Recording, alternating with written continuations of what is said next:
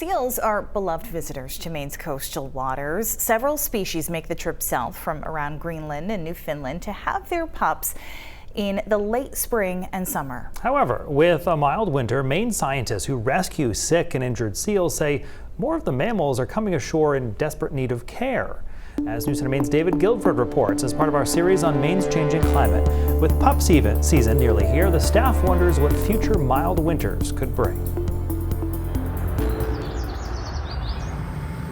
It's a quiet morning at Marine Mammals of Maine in Brunswick. The scientists and other staff here are in the eye of a storm. And we're usually full by the first or second week of June. They specialize in seal rescue, rehabilitation, and release. By May, they'd released 14 harbor, harp, and gray seals back into the wild, as many, they said, as they did all of last year.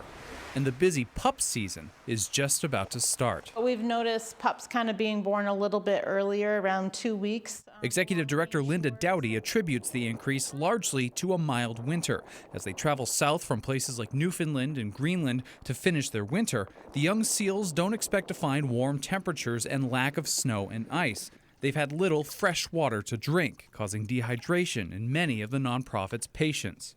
Some, Dowdy said, came to them with stomachs filled with sand, their instincts mistaking the beach for the snowpack that should be there. We get a little nervous when harp seals show up in milder winters along Maine's coast. It's tough to see, and it can be tough to get them turned around. Dominique Walk is the assistant stranding director. On Monday, one resident remained in their care. A male gray seal, simply called number 28. Dehydration, and he had an infection as well and some respiratory issues.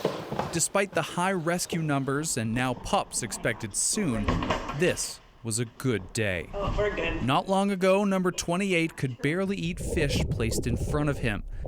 Now he's chasing his lunch, is endlessly curious, and we were told to keep fingers well out of reach. You know, he's really starting to show the traits that he needs to have in order to be considered for release. So he's just a handful.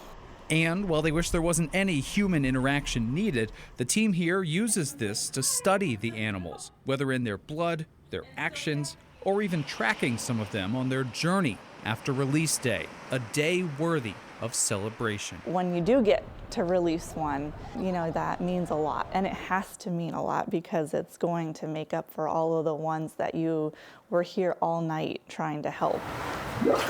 A day they look forward to with yet another patient. In Brunswick, David Guilford, News Center, Maine. And the staff there says they understand the role of natural selection and that most of the seals they care for had been directly impacted by human encroachment. Meanwhile, if he continues to make progress, the center hopes to release number 28 back into the ocean by the end of this month.